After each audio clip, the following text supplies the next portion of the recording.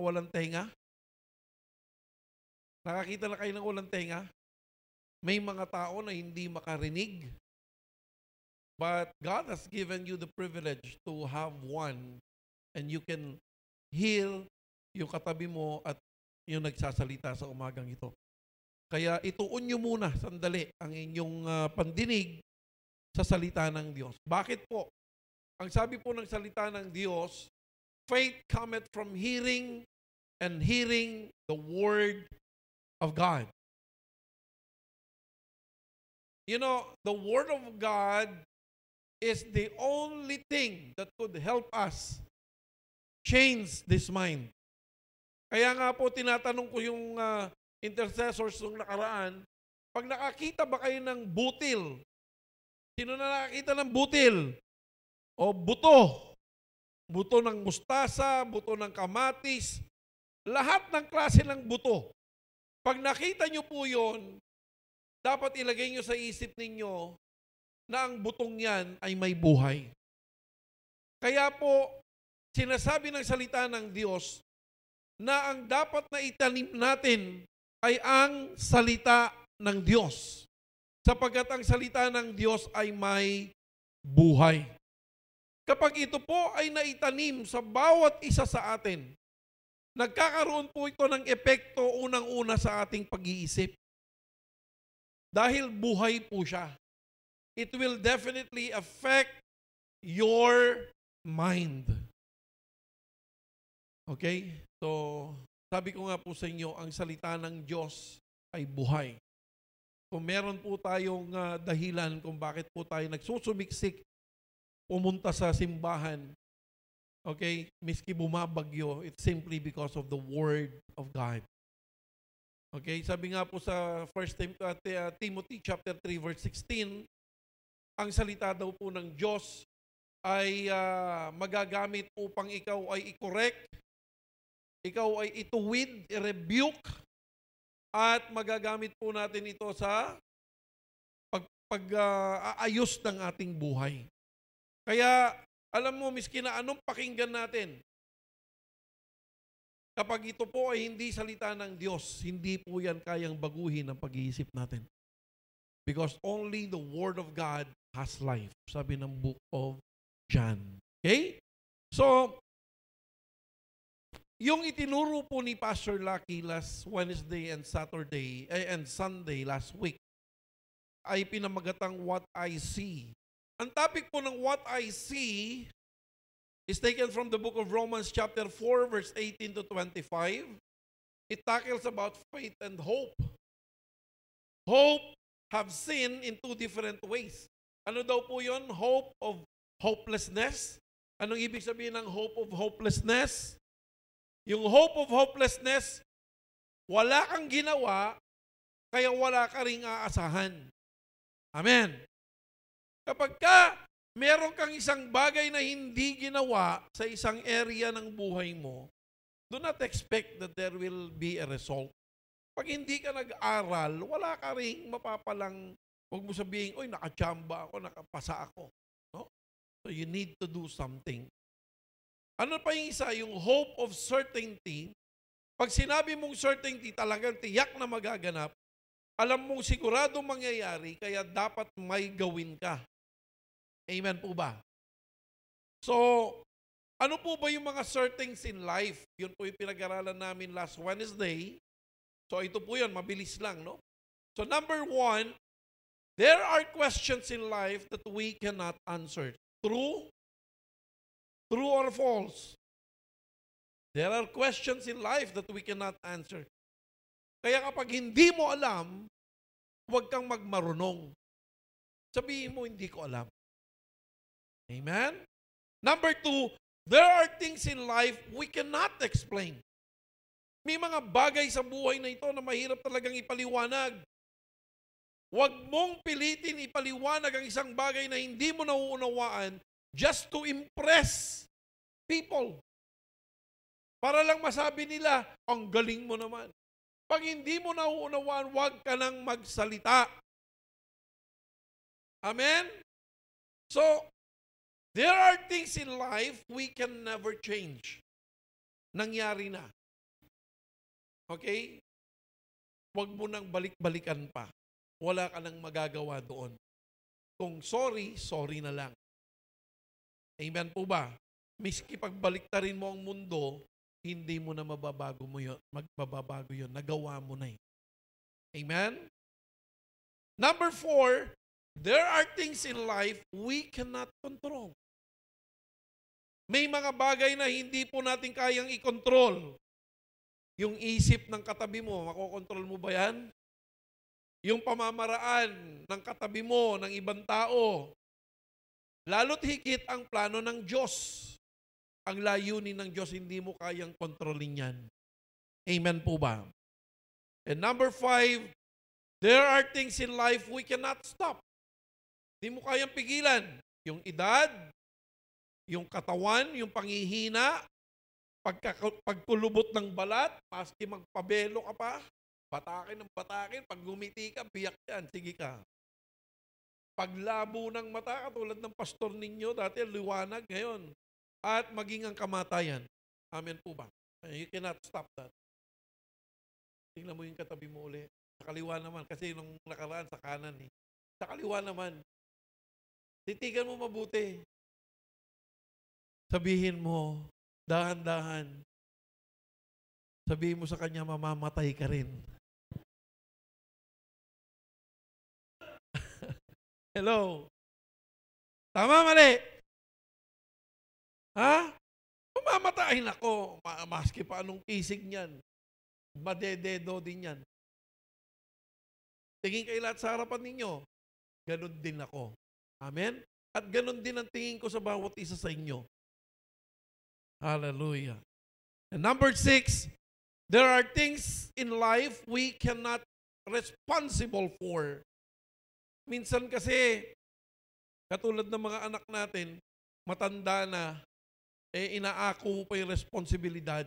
Alam mo sa Amerika, pag 18 years old na, nagdesisyon na yan, pataas. 18 years old, pataas. Nagdesisyon na yan sa buhay niya. Anuman ang resulta ng magiging buhay niya, hindi na kasalanan ng magulang yon. Kasi desisyon niya na yon. Kaya kapag kayan pumalpak, huwag mong sisihin ang sarili mo bilang magulang. Kasalanan ko kasi pinayagan ko. No. May mga bagay na hindi ka na responsable pa sa desisyon ng iba. Amen? Hallelujah. Number 7, there are things in life we cannot exceed. May mga bagay po na hindi tayo pwedeng sumobra. Sabi ko nga po sa inyo, I am a pastor for 20 years na. No? May mga ipinanalangin akong hindi gumaling. May mga pinanalangin akong imbes na gumaling, namatay. May pinalangin naman akong gumaling. May pinalangin naman akong umokay. Pero ang lahat ng bagay na yon, hindi mo na pwedeng lagpasan pa. Amen po ba? Kung ano po ang iniyadya ng Panginoon, so be it. Huwag mong sisihin ang sarili mo. Amen po ba? Ang mahalaga, nagawa mo ang bagay na dapat mong gawin. Yan po yung pinag-aralan namin last Wednesday. Ito pa po, do what you can, then leave the rest to God. Hayaan natin kumilos ang Diyos bilang Diyos. Hindi tayo Diyos. Amen po ba? Ha? Minsan, we are pleasers of man. Yan, yung si Monique, lahat, ganun. Lahat, bigay, lahat. Tapos pag hindi pinansin, maglumukmuk. Sabi ko sa kanya, you should not impress other people. Hayaan mo sila. Do what you can. Give. If you can give.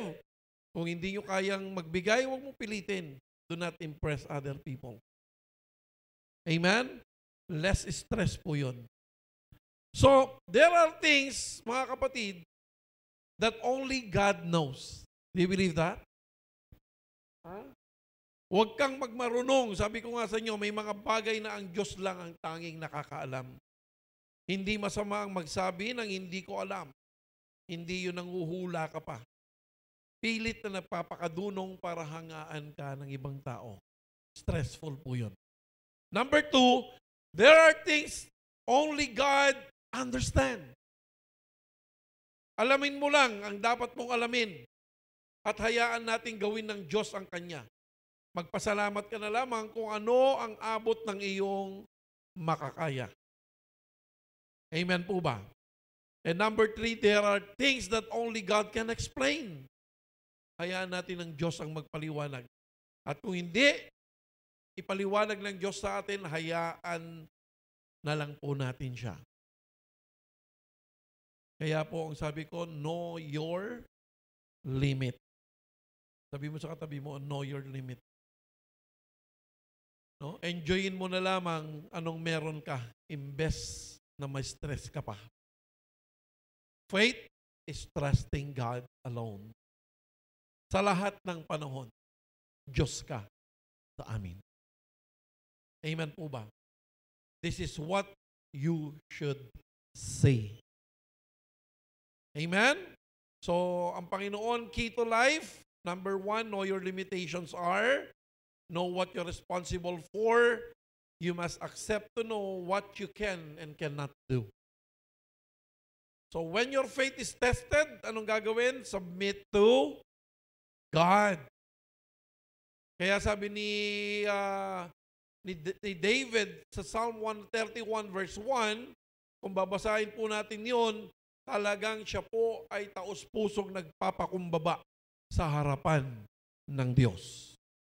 So, God has given us solution.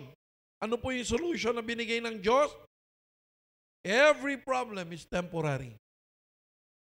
Sino po may problema dito? Sino po ang may mga alalahanin sa puso't isipan? So, sabihin mo ngayon sa isip mo, temporary lang yan. Amen? Hindi po yan permanente. Temporary lamang yan. Yan po ang solusyon ng Panginoon. And number 2, never apply a permanent solution to a temporary problem.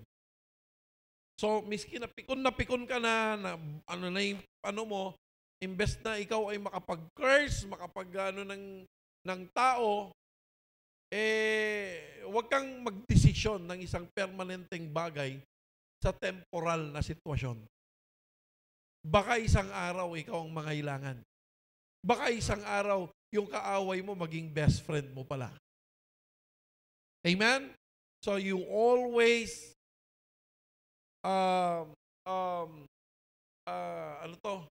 aim or control your emotions. Kaya nga po ang fruit of the Holy Spirit, number 1 is yung self-control. Nandun din po yun. Amen? Kaya dapat kontrolin po natin ang ating sarili. Bakit? Sapagkat wala pong permanenteng sitwasyon. Pag tinanggal ka ng boss mo, huwag mong murahin yung boss mo. Huwag kang magalit sa ka-office mate mo. Just say thank you. Salamat at ako'y binigyan nyo ng pagkakataon makapagtrabaho sa inyong kumpanya. Salamat. Bakit? Kasi maiksi lang po ang buhay. Maliit lang po ang mundong nilalakaran natin. Isang araw makakasalubong mo pa rin yan. Amen? Kaya ayusin po natin ang relationship natin. Kaya nga po, love covers a multitude of sin. Hallelujah. So, ano po? Sabi niya, the most dangerous in life when you lose your faith. Bakit? Sinasabi po natin ang mga bagay na ito upang ang ating pagtuunan lamang ng ating pananampalataya ay Diyos. Hindi ng tao, hindi ng mga sitwasyon, hindi ng mga bagay, kundi sa Diyos lamang. Bakit po delikado sa buhay ang mawalan ng pananampalataya? Ang nangyari kay Judas sa Matthew 27 verse 5, kung titignan po natin, si Judas at saka si Pedro, pareho po nilang ipinagkanulo ang Diyos. Ang Panginoong Yesus, tama po ba? Pero bakit si Judas, nag-focus sa kanyang guilty feelings, nawala ang kanyang pananampalataya, anong ginawa ni Judas? Nagpakamatay. Nagpatiwakal, tama po ba? Ha? Iyan po ang delikado. Kapag nawalan ka na ng pananampalataya sa Panginoon, magre-rebelde ka na, wala ka ng pag-asa, maaalis na ang pag-asa, magpapakamatay. Nagpakamatay na po si Judas. Pero si Pedro, sa kabila ng kanyang deny kay Jesus 3 beses pa yon, hindi po nawala ang kanyang pananampalataya kay Jesus. Nakabalik po siya at ginamit pa rin po siya ng Panginoon. At hanggang ngayon, napag-uusapan po natin ang mga nagawa ni Pedro. Amen po ba? So be like Peter. Sabi mo sa katabi mo, be like Peter. Okay? So, what do we want to learn from all of this? Sabi nga, natutunan natin na talagang may mga bagay na nagaganap na hindi mo nasaklaw o dapat na pagtutuunan pa ng pansin. Ang pananampalataya ay pagtitiwala sa Diyos na tiyak na mayroon siyang layunin at plano para sa iyo at sa akin. Kaya sa umagang ito, palawakin pa natin ang ating isipan sa katotohanan ng dulot ng pagtitiwala sa Diyos na dapat nating makita. Amen po ba? Handa na po ba kayo? Nung pinag-aaralan ko po ito, simple lang po siya. Napakasimple lang, pero realidad ng buhay. Kaya ihanda mo ang iyong pag-iisip sa umagang ito sa butil na itatanim ng Diyos sa bawat isa. Kaya meron po tayong What I See, Part 3. Amen? So What I See, Part 1 yung kay Pastor Lucky, What I See, Part 2 yung Wednesday, and ngayon po What I See, Part 3. I declare and pray that the Spirit of the Lord be upon us all, and may this seed be upon your heart, in your mind, to open it, and for you to understand. In the blood and mighty name of Jesus Christ, amen and amen. So ano pang mga katotohanan na dapat nating makita para lubusan tayong manampalataya at magtiwala sa Diyos? Handa na ba kayo? Meron pa pong isang bagay na dapat nating makita. Yung una, sinasabi natin, may mga bagay na hindi tayo nauunawaan. Totoo po yun. May mga bagay na Diyos lang ang nakakaunawa. May mga bagay na talagang mahirap ipaliwanag. Pero sa umagang ito, meron pa po akong gustong ipaliwanag sa inyo na isang katotohanan na ito po ay talagang nagaganap sa ating mga buhay. Ano po ito? Pakibasa po. Tinagalog ko na po ito lahat. Lahat lilipas, pero isa lang ang sigurado. Laging may darating na pagbabago. Sabihin nga natin pagbabago. Changes. Kaya hindi mo pwedeng kapitan o masyadong idikit ang sarili sa lahat ng bagay. Dahil isang araw, tiyak darating ang pagbabago. Sino rito ang nanatiling bata? Wala naman po nanatili. Tama po ba? Tiyak may magbabago. Sa lahat ng, alam mo no, na sa TV, ay sa cellphone, pag nakikita ko, ay ganito palang itsura ng Cubao nung araw. Ganito palang itsura ko nung ako'y edad ganito. Yung simbahan lang natin itong taon na ito, nagbago ang itsura. Because change is certain. Ano man ang meron sa katabi mong yan, isang araw, tiyak, may magbabago. Bakit ko sinasabi ito? Bakit kailangan sabihin, maging alerto, tiyak na darating ang pagbabago? Kaya dapat namumuhay tayo as if walang nag-e-exist na meron ka sa paligid mo para maiwasan mong umasa o iasa ang buhay mo. Hey, listen to this.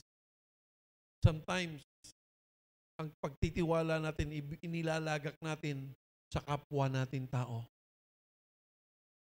Inilalagak natin sa mga bagay na meron tayo. Tandaan mo, change is certain. Ang pagbabago ay tiyak na darating. Sinasabi natin ito para malaman po natin na hindi natin pwedeng ilagak ang pagtitiwala natin sa mahal na mahal mong asawa, sa mahal na mahal mong trabaho, sa mahal na mahal mong negosyo. Because one day, bigla na lang darating ang pagbabago. Ang pinakamatinding pagbabago na pwedeng maganap, kamatayan. O paano na lamang kung ang pagtitiwala mo ay inilagak mo sa asawa mo? Na isang araw, mawawala rin naman pala siya. O paano na lamang kung inilagak mo ang iyong pagtitiwala sa pera mo sa bangko? Haha! Bilyon-bilyon na yan, di ko na kayang ubusin yan. Isang araw, dumating ang notice of garnish. Parang si Pastor Lucky, na-garnish yung kanyang pera sa bangko. Bigla na lang nawala. Or, Pastor Nicky, pagbigay ka sa amin ng 1 bilyon, hawak ko ang asawa mo. Kaya tayo nape-pressure at stress. Pakibasa, dahil akala mo hindi na magbabago. Akala mo hindi na mauubos o mawawala. Tapos doon mo ilalagak ang pagtitiwala mo. Kaya pagdating ng pagbabago, disaster ang mangyayari sa'yo. Kasi akala mo hindi na magbabago eh. Akala mo permanente na ang lahat ng bagay. Nung buhay ang tatay ko, grabe, sarap ng buhay namin. Sabi ko nga sa inyo, iba yung nagsisintas ng sapatos ko, iba yung nagsusuklay, iba yung nagsusuot ng uniform ko, dami na ikatulong. Eh biglang pinatay, inambush. Disaster. Bakit? Doon namin inilagak ang pagtitiwala namin. Yung kuya ko, naging director ng DPWH. Pero nakita ko, ang malaking pagbabago nung siya ay nag-retire na. Pag nag-retire ka na, bali wala ka na eh. Wala na. You don't have any power. E paano kung sanay ka sa ganung buhay? Dami kong pera dati. You have to bear that in your mind. Para hindi ka stress. You have to be ready sa changes. Kaya sabi po sa Psalms chapter 90 verse 12, teach us to number our days that we may gain a heart of wisdom. Sabi po sa Tagalog, kaya ituro mo sa amin ang pagbilang ng aming mga kaarawan upang kami ay mangagtamo sa amin ng pusong may karunungan. Hindi po lahat ng oras pare-pareho. Nakikita ko yung mga basketball player, pinagtatawanan ako ng misis ko kasi nanonood ako ng mga basketball na yung tawag doon, yung nakaraan, yun? Mga legend, yun? So pinanonood ko sila Atoy ko, sila Jaworski. Alalakas, ang gagaling maglaro. Eh ngayon, ina-estimate ko yung edad nila, nasa 70 plus na sila eh. Do you think ganun pa rin sila maglaro? Eh mga player natin dyan. Hindi tayo mananatiling ganun. When I was 18 years old, talaga naman. Ang liit kong to, pero kaya kong i-dunk yung bola. Ang taas ko tumalon. Para akong tipaklong. Kaya, tanungin mo sarili mo everyday, ano ang gagawin natin sa nalalabi pang buhay natin? Pag pumunta ka sa simenteryo, mga kapatid, ang makikita mo doon, iba't ibang klase ng edad ang namatay. Because death has no respecter of someone. Kaya titignan mo sarili mo, hindi porket malakas ka, hindi ka na kandidato sa kamatayan. Hello? Makikita mo doon, may bata, may matanda, may ngipin, may wala, may mayaman, may mahirap. Kaya sabi po, teach us to number our days that we may gain a heart of wisdom. Ano ang gagawin natin sa nalalabipang buhay na meron tayo? Kaya sinasabi po sa Psalm, Lord, tulungan mo kami para maging matalino kami. Tandaan niyo po, stressful ang pagpanaw kapag mali-mali ang ginawa mo habang ikaw ay nabubuhay. Dapat matutunan natin na ang lahat ay mawawala rin dahil may pagbabago araw-araw na darating. Amen po ba? But God is good. Sino naniniwala na ang Diyos mabuti? Sabi po sa Book of Lamentation, chapter 3, verse 22 to 23, because of the Lord's great love, we are not consumed. Wow. For His compassions never fail. Anong ginawa ng Panginoon? They are new every morning. Great is your faithfulness.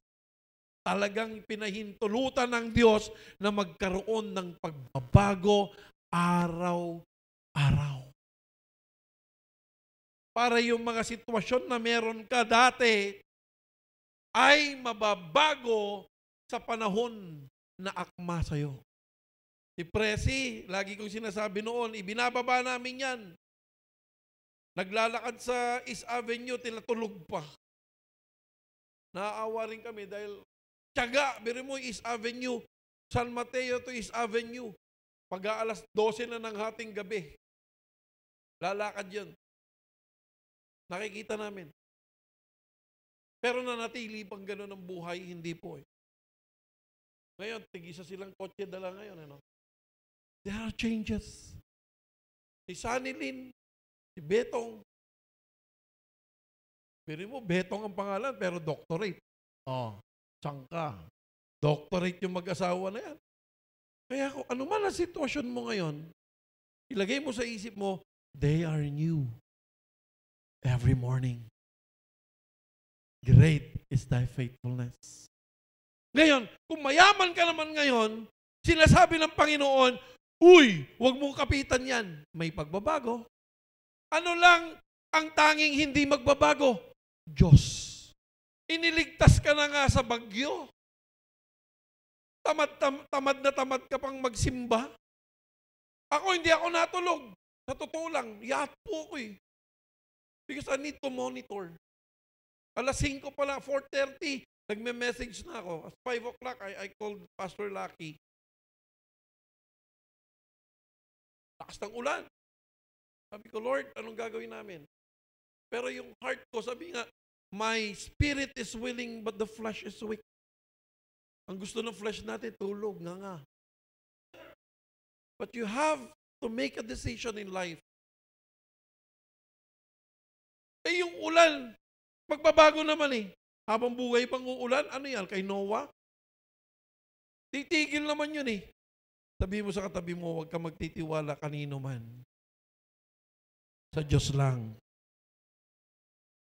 Amen? Kapag mahirap ang sitwasyon mo, huwag ka malungkot. Ang kasunod niyan, ginhawa. Kapag mabuti naman ang sitwasyon mo, nananagana ka, ihanda mo sarili mo. Tiyak, susubukan ka. Para maiwasan ang ganitong mga bagay, araw-araw ipagkatiwala mo sa Diyos. Amen? Do not embrace things that are temporal. And that is faith. Kaya sa lahat ng panahon, Diyos ka sa amin. Amen? Kung sikat ka ngayon, ay, tama si Diwata. Ay, naku kuya, tigilan mo ko. Lilipas din yan. Eh, tama. Lumipas ngayon, wala na kumakain sa kanyang parisan. Pero hindi siya stressful. Why? Because he knows that everything is temporal. Kaya ano mang meron ka, ready ka. Sabi mo, Panginoon, mawala at parang si Job, sinubukan siya eh. Kinuha lahat ng kayamanan niya, lahat ng anak niya pinatay. Ay grabe. Pero sabi niya, hubad na akong dumating dito eh. Hubad din ako nga alis. That is faith. Subukan mong ilagak ang tiwala mo sa asawa mo. Isang araw pag namatay, joke lang. Ito naman, di mabiro. Amen? Hindi ko naman sinasabing, huwag mahalin. At sinasabi ko, i-ready mo yung sarili mo. Kung iyong panahon ngayon, magkasama kayo ng asawa mo, imbes na mag-away kayo, magmahalang kayo. Kasi isang araw, kukunin yan sa'yo. Yang mga anak, huwag mong ilagak ang pagtitiwala mo dyan. Pinapagalitan ko yung nasa hospital ka na, hindi tayo naalala ng mga anak natin. Amen? Hanggat ang Diyos ang kasama mo, huwag kang matakot. Alam nilang nandito ka sa hospital, wala nilang alala. Ay! Nasa hospital ako. 190/110 ang BP ko. Sabi niya, nurse, ako din. Inunan, 160/110 din lang ano niya. Pareho pa kami i-confine. Tumawag kay Laki. Si Papa mo nasa ospital, ako ganito, ganyan. Sino ba pwede magbantay? Natanggihan yata ng anak. Si Daniel, papunta dyan. Ano? Ay! Hindi mo pwede ipagkatiwala ang buhay mo, miski mahal mo yan.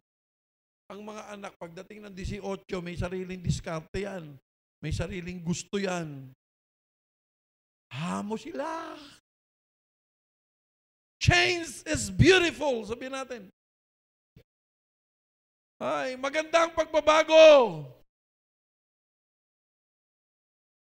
Let's embrace changes. Kung hindi namatay ang tatay ko, definitely military man ako. Wala akong asawa. Wala akong magiging asawang mayan. Wala akong magiging anak na laki, na Daniel, na Gabriel, na Monique, na Nicole. But change is beautiful. Bakit? Nakilala ko siya. Amen? Nakilala ko siya. Kung hindi namatay tatay ko, wala ako. Definitely, I am a PMAer. So whatever it is na meron ka na ngayon, embrace it. That's part of change. Thank you, Lord. I enjoy it, but I will not going to entrust my life to him or to her. Are you getting my point, mga kapatid? Only God is permanent. But God allows things to change. Alam nyo, dahil sa pagbabago, ginagamit ng Diyos yan para ma-realign po tayo doon sa original plan of God. Hanggat nananatili ka at hindi nababago ang sitwasyon mo, hindi ka makakapunta doon sa dapat mong puntahan na gusto ng Diyos. Kaya nangyayari ang mga pagbabago kasi inire-realign ka ng Panginoon. Ito kasi talagang gusto ko sa'yo. Amen? Kaya kapag may nawawala sa simbahan, huwag na natin pag-usapan.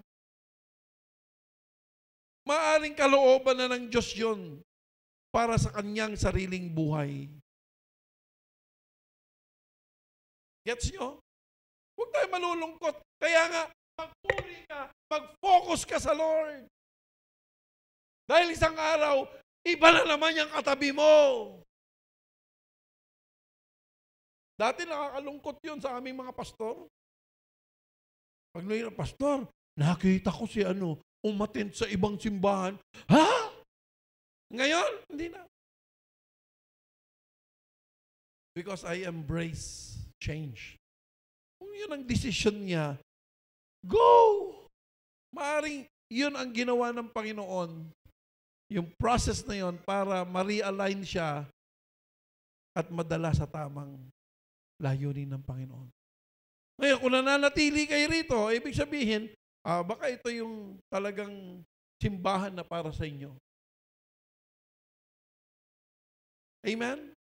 Kaya wag tayong, wag nating, ayoko, uin lahat, aking kayo, tupa ko kayo, tupa. Anak ng tupa. Kasi, pag umalis na yan, decision niya na yan. Okay? So, it's no longer my responsibility. Ngayon, isang araw, kung yan ay talagang para dito, umalis pa rin, may kwentong prodigal son, isang araw, marirealize niya, mali siya, babalik ka rin upang tayo'y magkapiling. Amen? So, huwag mo na i-stressin sarili mo. Ang dami na nating mga nakasamang nawala. Amen po ba?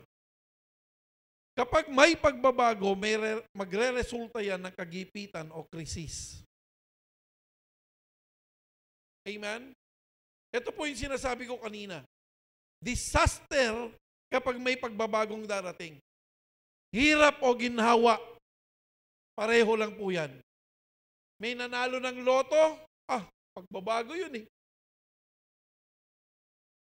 Nanalo ng loto, nanalo loto! Patay, inatake. Kaya kapag hindi ka ready, delikado yan mga kapatid. Kailangan paghandaan ang pagbabago. Nakabigla, masakit. Pero kung inihanda mo na ang sarili mo in the first hand, tiyak kakayanin mo ang lahat. Ganun talaga ang dapat na ginagawa natin. Amen po ba yan? Ha? Alam mo, masakit mang sabihin, sabi ni Dr. Miles Monroe, masakit mang isipin, yung asawa ko, iniisip ko na siya ay nasa burol. Hirap, no? But you have to do that in case na mangyari para ikaw ay handa. Kaya nga po, you'll need to value the time na nandyan po ang asawa ninyo. Mahalin mo. Kaya ako, mahal ko yan eh. So. Amen? Sino rito nagmamahal ng asawa? Mahalin nyo. Ngayon, pag nawala naman, lagay mo sa isip mo, talagang ganon. Huwag mo sisihin sarili mo, sana kinausap pa kita. Sana nabilhan kita ng bulaklak. Wala nang magagawa yung sana mo. Dahil sa panahon na oras kayong magkasama, dapat ginawa mo lahat yon. Amen? Kaya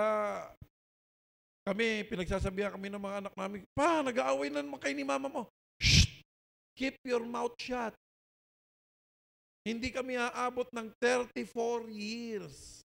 Ganito lang kami maglambingan. Pag alis ninyo, kala nyo. Amen? Ganito lang kami mag-asaran, nagpipikunan. But we love each other. 34 years na kami. Grabe. Habulin nyo yun, mga anak. 34. And it's not a joke. Lalo na ngayon, iisipin ko, nasa burol na siya. Ganon din siya sa akin. Kaya kami, iniisip namin, nagre-rebelde si Monique, iniisip namin, wala na. Awanin si Monique. You don't need to stress yourself. As long as there is God, tandaan niyo po yun. Si Lord lang po ang dapat na manatili sa atin. Hallelujah. Sino po nakakasunod? Kaya dapat ngayon palang matuto ka ng maging mahusay na tagapangasiwa o manager ng buhay mo. Sabihin mo sa katabi mo. Kaya dapat ngayon palang matuto ka ng maging mahusay na tagapangasiwa o manager ng buhay mo. Amen? Hindi naman po selfishness yon. Hindi selfishness yon. Kasi nasabi lang po kasi natin, kapag inilagak mo ang lahat ng bagay sa temporal, nako, delikado yan. Kung mahirap ka sa oras na ito, isipin mo, Lord, alam ko, darating ang ginhawa sa akin. Ngayon, kung ikaw naman ay maginhawa na ngayon, mayaman ka na, Lord, hindi ko gagamitin ito para magmayabang, para itaas ang sarili ko. Bagkus, Panginoon, nagpapasalamat ako at ipinaranas mo sa akin ito. Nais pa rin kitang purihin at sambahin sa Espiritu at katotohanan. Kaya nga, sino po rito ang mayaman na? Taas ang kamay. Amen! Kaya kapag ikaw ay mayaman na at alam mo, hello, pakinggan nyo ito. Kapag ikaw ay may kakayanan na o may pera ka na, alam mo, ilagay mo sa isip mo na hindi permanente yan. Pwedeng mawala yan. Amen? Sino rito ulit mayaman na? Ulitin ko ha. Pag ikaw ay may kakayanan na, may pera ka na, meron ka na, isipin mo na yan ay pwedeng mawala dahil sa pagbabago. Anong kailangan mong gawin? Mag-invest ka. Andyan si Ralph. Manager, mag-insurance ka. Andyan si Pastor Lucky. Kasi anong gagawin mo? Tingnan mo yung bangko mo na nanahimik. Ano ngayon ang bagong batas? May 20% tax, biri mo, sa savings. Wow! Ang galing nang nag-isip na ito. Brad ko pa naman.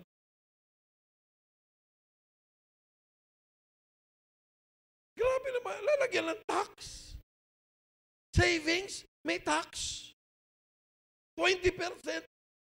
Dahil pa ang Diyos. Ang Diyos 10% lang. Grabe. Amen? Imbes na ilagay mo yung pera mo sa bangko, invest mo. Promote ko to, Brad. Beke naman. Yeah. Si Jade yata, kailangan yata ni Jade ng, yan. Mag-invest. Iipunin mo yung pera mo, doon ang gagawin. Bili mo yung bangko, talino, tama? Akin na yung mga pera nyo, tutubuan ko lang ng, magkano lang ang tubo ngayon? 3% yata o 1% per annum? Wala pa no? 0.0003 lang, ganun lang Ang baba, lahat ng pera ninyo, ibabangko mo. Yung bangko, alam nyo kung anong ginagawa? Sila ang nag-i-invest. Gagamitin yung pera ninyo, mag-i-invest sila, patutubuin nila doon sa investment nila. So, yung mayaman, yung bangko.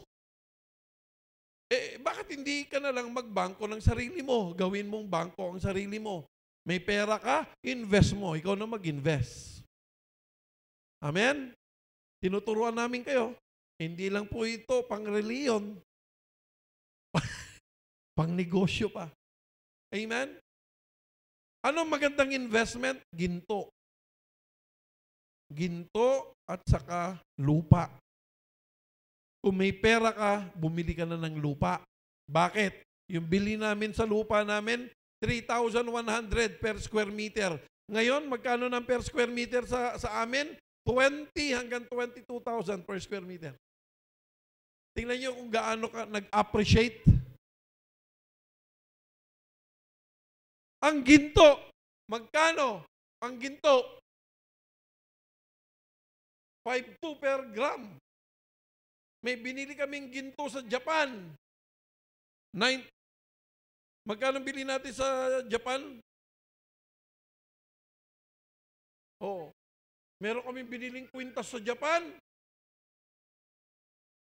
Ito, magkano lang ito nun? Nung pina-appraise namin, ay ako, doble ang presyo. Hindi po sa pagmamayabang. Nagsuot ka ng ganito. Alang gagawin mo dito. Pag namatay ka na, saka mo ilalagay ang baong mo. Isuot mo. Amen? Pag nangailangan ka, hala mo. Amen? Pag may pera ka, pag-isipan, paghandaan mo, ay mauubos to. Mauubos to. Darating ang panahon, bigla na lang magkakasakit o what. Kami, ang dami namin pagkakamaling investment sa sakyan. Yan ang pagkakamali ko talaga. Nakailang beses kami bili ng brand new na sasakyan. 2 Fortuner, brand new. 2 Starex. Si Lucky bumili ng top of the line na Vios nung araw, estudyante pa lang. Pag bumili ka sa kasa ng brand new, 1 million ngayon, binili mo. Paglabas mo sa kasa, ang halaga niyan, 800 na lang. Walang kwenta ang sasakyan. Kaya huwag kayo bili ng sasakyan. Gusto nyo, bilhin nyo yung sasakyan ni Monique. Binebenta namin. Amen? Kukunin daw ni Omel eh. Mel. Kaya lang, where is at is, baka pagka nabili mo na, saka ka magre-reklamo. Hallelujah. Saan ba tayo napupunta? Sabi ni Dr. Miles Monroe, disappointment is only possible if expectation is present. Kapag expected mo na hindi yan mauubos, later on madidisappoint ka lang. Paghandaan ang anumang posibilidad, huwag kang mag-expect. Nung pinakasalan ko, misis ko, dami ko expectation. Expectation versus reality pala. And you need to embrace change. Ngayon pa lang, i-rehearse mo na ang future. Hello? Ang example na nag-rehearse, si Jesus Christ. You can read that in John chapter 16, verse 16 to 33. Si Jesus, sinasabihan niya na ang kanyang mga disipulo, ako'y mawawala sa piling ninyo. Kayo ba? Lagi ko sinasabihan sa aking mga anak, kay Monique,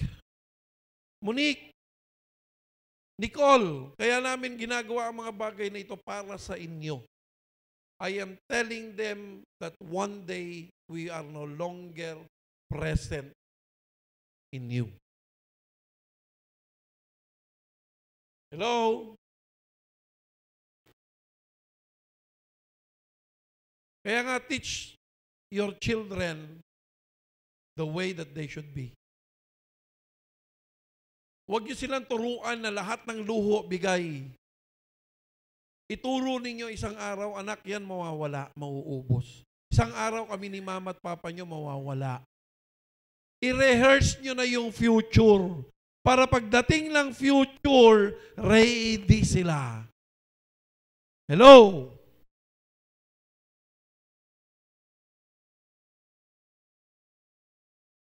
Pag-alis ng asawa mo, ng boyfriend mo, ipagpalagay mo na, may chicks yan. Advance ka mag-isip. Para kung magka-chicks man siya, hindi ka na nasaktan. Ready na ako.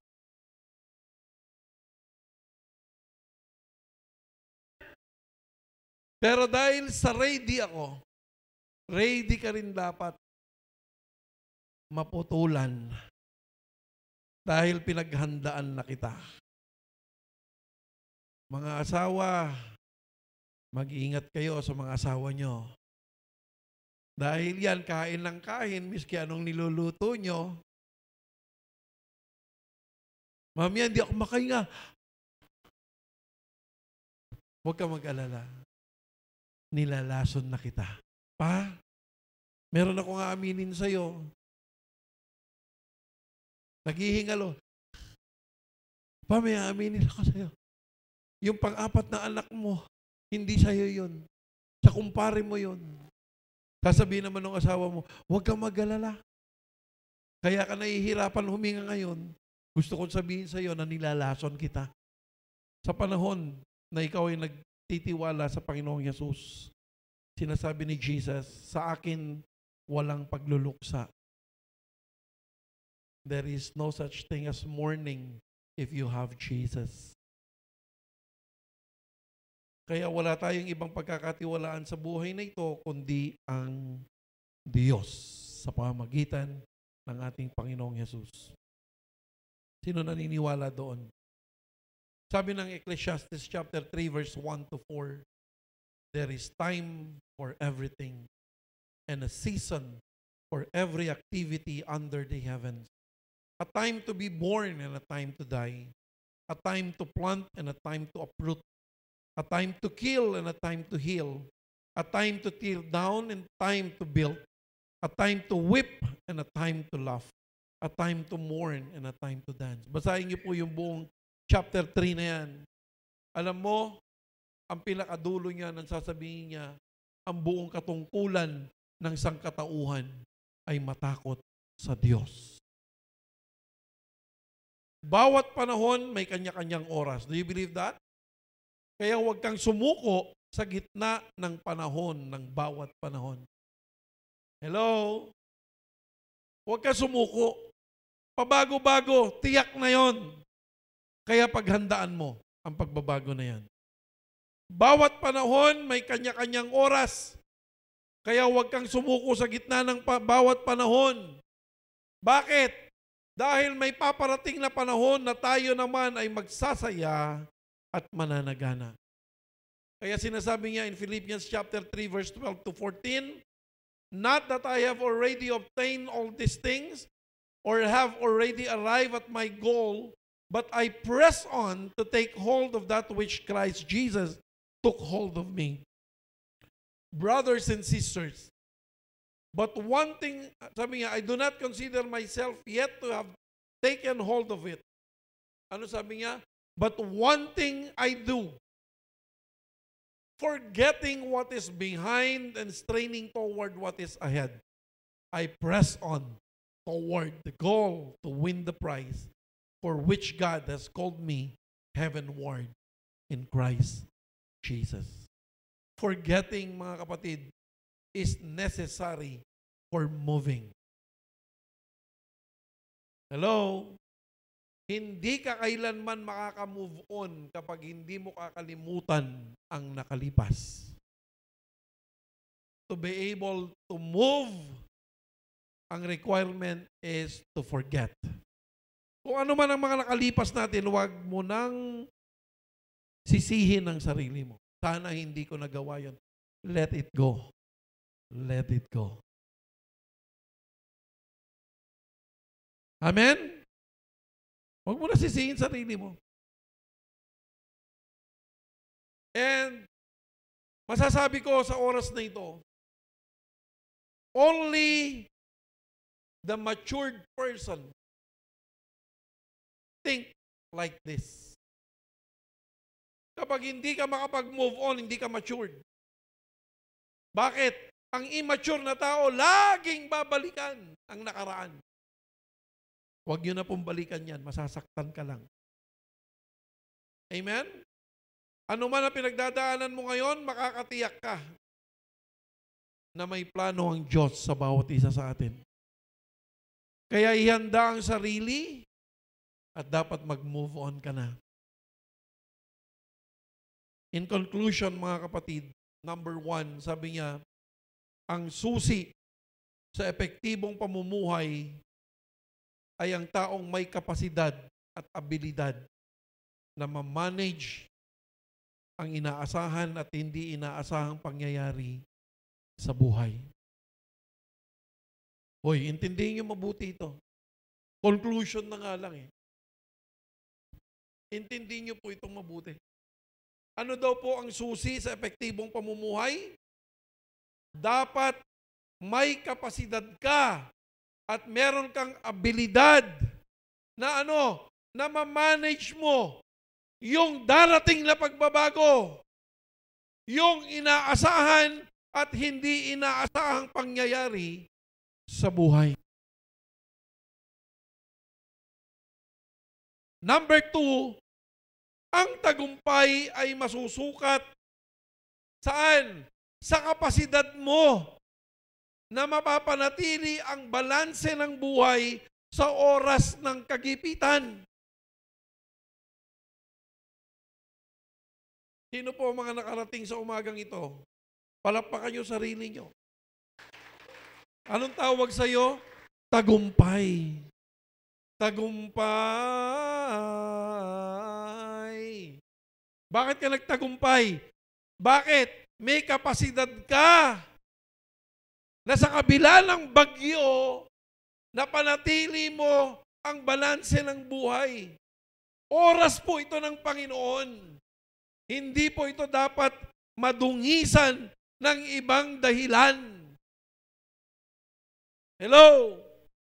Ibig sabihin, nagtagumpay ka sapagkat napanatili mo ang balanse ng buhay sa oras ng kagipitan. Sarap matulog no? Lamig. Pero ikaw, gumising, inayos mo ang schedule mo. Why? Because you know your priority, and that is matured thinking.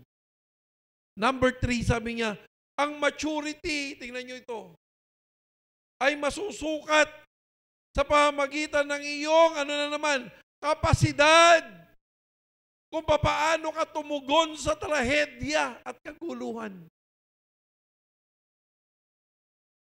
May mga tao na hindi po nakakalusot kapag may trahedyang dumating sa buhay nila, hindi nila nakakayanan.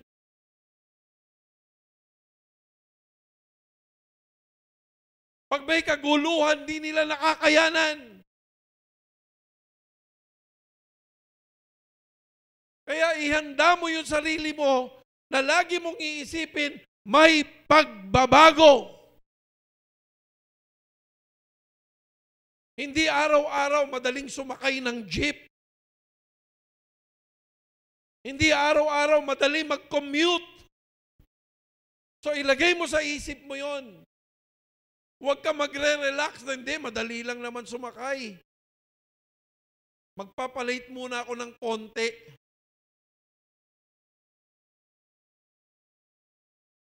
Tapos pag dumating yung panahon, ay bakit ang hirap sumakay ngayon? Kahapon ang dali lang naman, ganitong oras.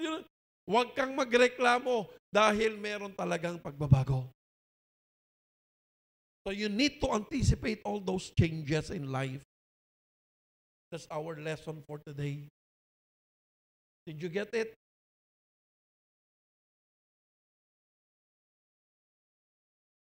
Yung mga asawa natin kung ngayon malambing, darating ang oras mawawala na yung lambing. Lalo na pag nanganganak na yung mga babae. Kasi nagkakaroon po sila ng mga partum. Partum ba tayo? May postpartum. May mga pagbabago silang nararamdaman sa katawan. Kaya ikaw lalaki, huwag kang mapaghanap. Ako tinanggap ko na sa sarili ko.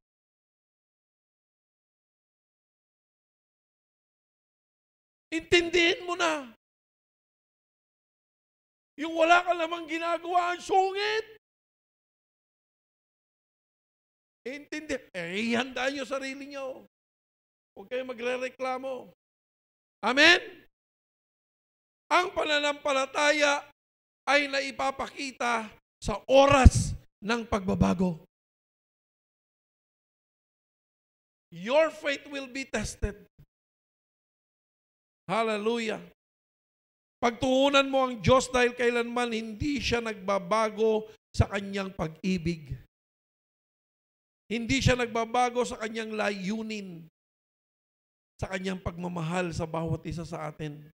All we have to do now is let us enjoy every season you are in. Tiyak magbabago yan pagkatiwalaan mo ang Diyos. Amen po ba? Meron po ba tayong natutunan sa umagang ito?